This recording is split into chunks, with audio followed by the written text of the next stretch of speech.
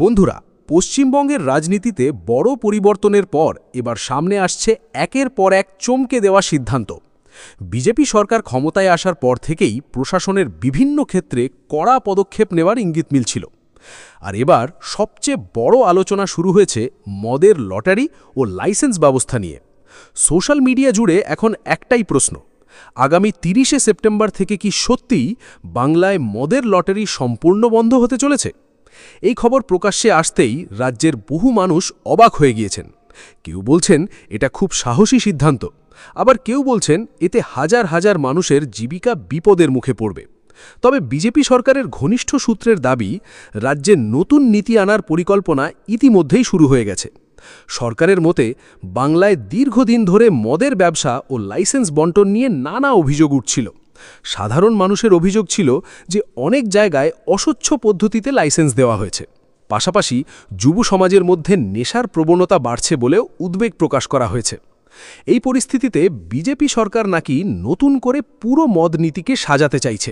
আর সেই কারণেই ৩০শে সেপ্টেম্বরের পর থেকে পুরনো লটারি পদ্ধতি বাতিল করার আলোচনা শুরু হয়েছে। সূত্রের খবর অনুযায়ী সরকার চায় ভবিষ্যতে আরও কড়া নিয়মের মাধ্যমে লাইসেন্স দেওয়া হোক। অর্থাৎ কে দোকান পাবে, কোথায় দোকান হবে, কিভাবে পরিচালিত হবে, সব কিছুর ওপর বাড়ানো হতে পারে নজরদারি।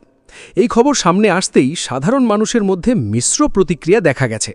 অনেক পরিবার এই সিদ্ধান্তকে স্বাগত জানিয়েছে, কারণ বহুদিন ধরেই অভিযোগ উঠছিল যে গ্রামের পর গ্রামে সহজে মদ পাওয়ার কারণে বহু পরিবার ধ্বংসের মুখে পড়ছে। সংসারে অশান্তি, অর্থনৈতিক সমস্যা, পারিবারিক হিংসা এসবের পেছনে অনেকেই মদ্যপানকে দায়ী করছেন। বিশেষ করে মহিলাদের একাংশ বলছেন, যদি সত্যিই মদের ওপর কড়া নিয়ন্ত্রণ আসে তাহলে সমাজের জন্য সেটা ভালো হতে পারে।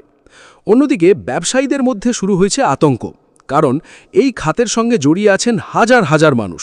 ছোট দোকানের কর্মচারী থেকে শুরু করে পরিবহন শ্রমিক, অনেকের আয়ের বড় উৎস এই ব্যবসা। ফলে হঠাৎ করে যদি বড় পরিবর্তন আসে তাহলে কর্মসংস্থানের উপর তার প্রভাব পড়তে পারে। এদিকে রাজনৈতিক মহলেও শুরু হয়েছে তীব্র আলোচনা। বিরোধীদের দাবি, বিজেপি সরকার আসার পর থেকেই বড় বড় সিদ্ধান্ত নিয়ে মানুষের দৃষ্টি আকর্ষণ করার চেষ্টা চলছে।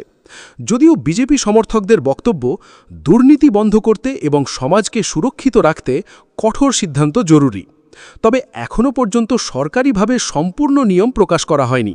তাই ঠিক কিভাবে এই নতুন নীতি কার্যকর হবে সেটা জানার জন্য অপেক্ষা করতে হবে। অনেক বিশেষজ্ঞের মতে, যদি সত্যিই মদের লটারি ব্যবস্থা বন্ধ করে তাহলে কয়েকটি বড় পরিবর্তন দেখা যেতে পারে। প্রথমত, নতুন করে লাইসেন্স পাওয়া অনেক কঠিন হতে পারে। দ্বিতীয়ত, অবৈধ ব্যবসার বিরুদ্ধে বড় অভিযান চালানো হতে পারে। তৃতীয়ত, শহর ও গ্রামের দোকানের সংখ্যাও কমানো হতে পারে। তবে সবচেয়ে বড় প্রশ্ন হল, এই সিদ্ধান্ত কি বাস্তবে কার্যকর হবে? কারণ পশ্চিমবঙ্গের মতো বড় রাজ্যে মদের ব্যবসা থেকে বিপুল রাজস্ব আসে। সেই অর্থ সরকারের বিভিন্ন উন্নয়নমূলক প্রকল্পে ব্যবহার করা হয়। ফলে সম্পূর্ণ কঠোর সিদ্ধান্ত নেওয়া সহজ হবে না বলেই মনে করছেন অনেকেই।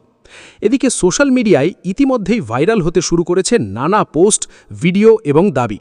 কেউ বলছেন সব দোকান বন্ধ হয়ে যাবে, আবার কেউ বলছেন শুধু লটারি বন্ধ হবে, দোকান নয়। ফলে সাধারণ মানুষের মধ্যে বিভ্রান্তিও বাড়ছে।